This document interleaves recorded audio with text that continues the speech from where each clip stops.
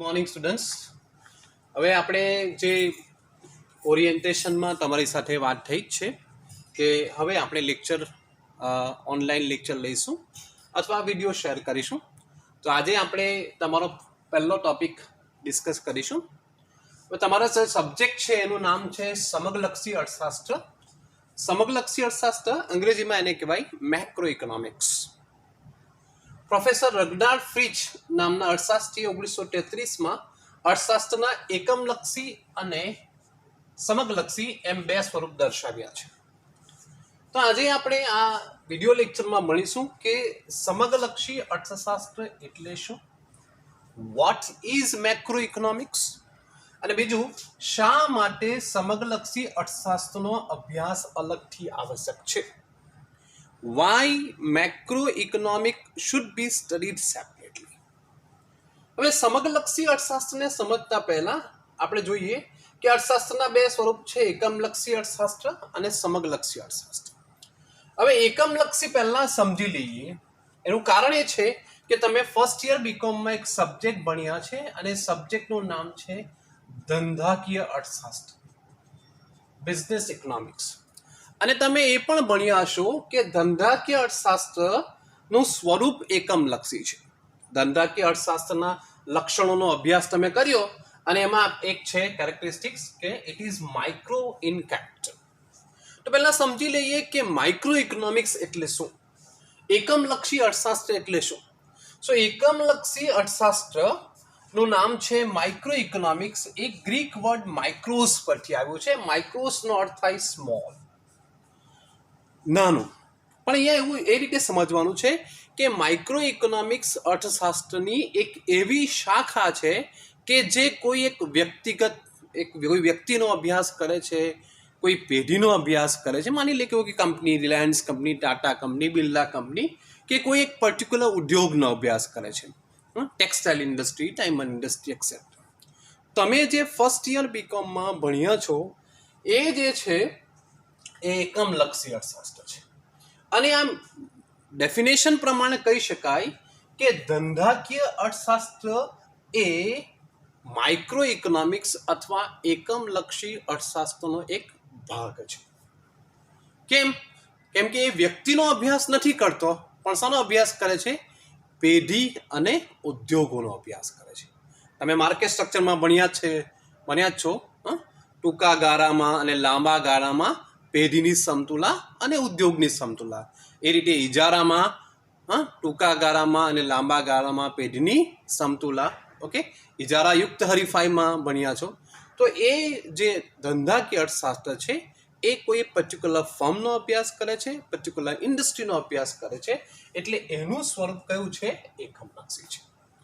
પણ આપણે જે સેકન્ડ યર બીકોમમાં ભણવાના છીએ એ સબ્જેક્ટ છે સમગ્રલક્ષી અર્થશાસ્ત્ર. અને સમગ્રલક્ષી અર્થશાસ્ત્ર મેક્રો ઇકોનોમિક્સ. અને મેક્રો ઇકોનોમિક્સ છે એ ગ્રીક વર્ડ પરથી આવ્યો મેક્રોસ, લાર્જ. મેક્રોસનો મતલબ થાય large or aggregate. So macro economics is a branch of economics which studies the behavior of whole economy, entire economy in totality.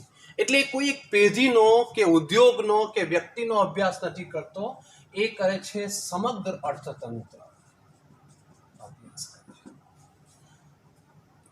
સમગ્ર અર્થતંત્ર અભ્યાસ કરે છે.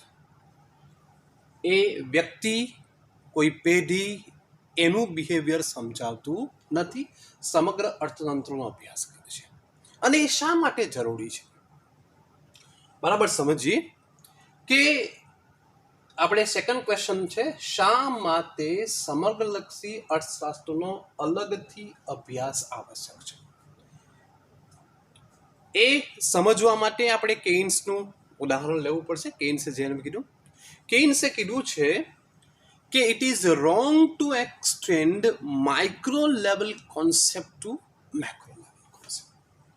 એટલે આપણે જે એકમલક્ષી અર્થશાસ્ત્રના ખ્યાલને સીધી રીતે મેક્રો ઇકોનોમિક્સ, સમગ્રલક્ષી અર્થશાસ્ત્રમાં એને આપણે એક્સટેન્ડ નથી કરી શકતા. રીઝન એ છે એમણે કીધું છે કે કોઈ એક વ્યક્તિ માટે જે વસ્તુ બિલકુલ સાચું હોય એ સમાજ માટે ખોટું હોઈ શકે. Therefore, it must be studied separately. અલગથી ભણવું જોઈએ. અને મેં કીધું છે એક એમનું ફેવરેટ વાક્ય છે કે સેવિંગ્સ ઇઝ પ્રાઇવેટ વર્ચ્યુ પર પબ્લિક વાઇસ. બચત કરવી એ ગુણ સદગુણ છે. આપણને નાનપણથી શીખવામાં આવે છે કે બચત કરવી જોઈએ.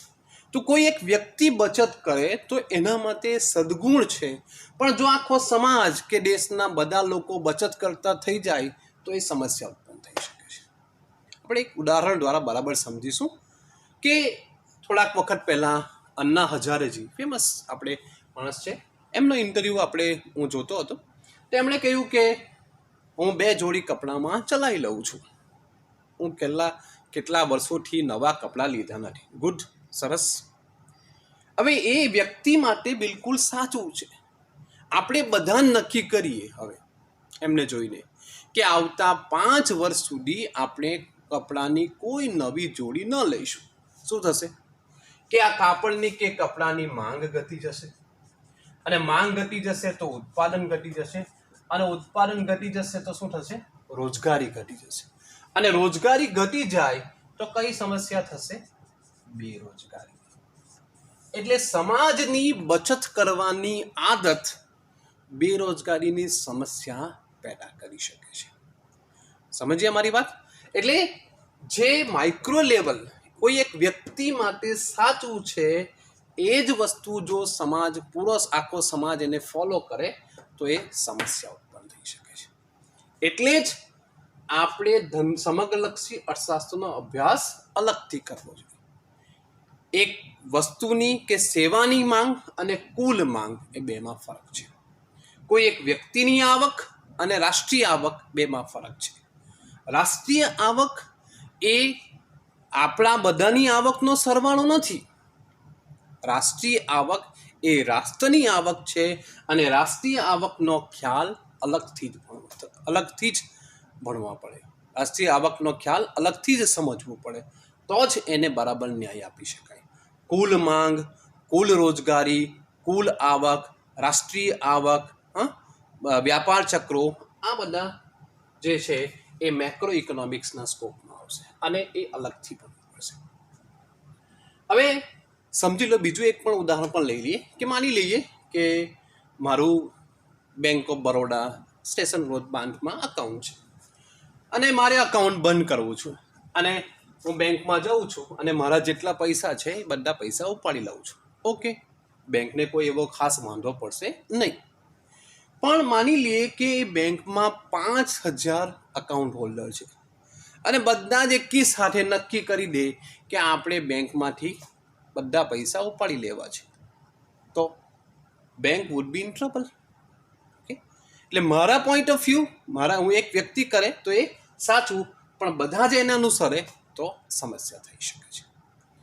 એટલે સમજવાનું છે કે what is true in case of an individual may be absolutely wrong for the economy. એટલે જ આ જે છે સમગ્રલક્ષી અર્થશાસ્ત્ર, એનો અભ્યાસ આપણે અલગથી કરવો. બહુ સરસ એક્ઝામ્પલ પ્રોફેસર બોલ્ડિંગે આપ્યું છે કે જો તમારે જંગલનું બિહેવિયરનો અભ્યાસ કરવો હોય તો તમે કોઈ એક પર્ટિક્યુલર ઝાડ કે વૃક્ષના અભ્યાસથી ન સમજી શકે. You cannot understand the behavior of the whole forest by studying the behavior of particular tree. એક જંગલનો એક એન્ટિટી તરીકે તમારે અલગથી અભ્યાસ કરવો પડશે. તમે કોઈ એક વ્યક્તિગત એક પર્ટિક્યુલર ઝાડ લેવો, લીમડાનું ઝાડ કે બાવળનું ઝાડ કે કોઈ પણ ઝાડ લેવો, વડનું ઝાડ, એનાથી આખા જંગલનું બિહેવિયર સમજી શકાય નહીં. એ જ રીતે વાઇસ વર્સા પણ સાચું છે. જંગલનો અભ્યાસ કરીને કોઈ એક પર્ટિક્યુલર ઝાડનું બિહેવિયર પણ અલગ સમજી શકાય નહીં. એટલે જ કહેવામાં આવે છે કે માઇક્રો ઇકોનોમિક્સ અને મેક્રો ઇકોનોમિક્સ એ બંનેનો અભ્યાસ અલગથી આવશ્યક છે. ઓકે, આજનું પૂરતું આટલું રહેશે. તમને કોન્સેપ્ટ ખ્યાલ આવી ગયો હશે. આપણે સમજી લઈએ ફરીથી એકવાર. રગ્નાર્ડ ફ્રીચે 1933માં અર્થશાસ્ત્રની 2 સ્વરૂપો દર્શાવ્યા છે, માઇક્રો ઇકોનોમિક્સ અને મેક્રો ઇકોનોમિક્સ. આજે આપણે 2 પ્રશ્નો સમજવાનો પ્રયાસ કર્યો. સમગ્રલક્ષી અર્થશાસ્ત્ર એટલે શું, અને શા માટે સમગ્રલક્ષી અર્થશાસ્ત્રનો અલગથી અભ્યાસ આવશ્યક છે. Thank you.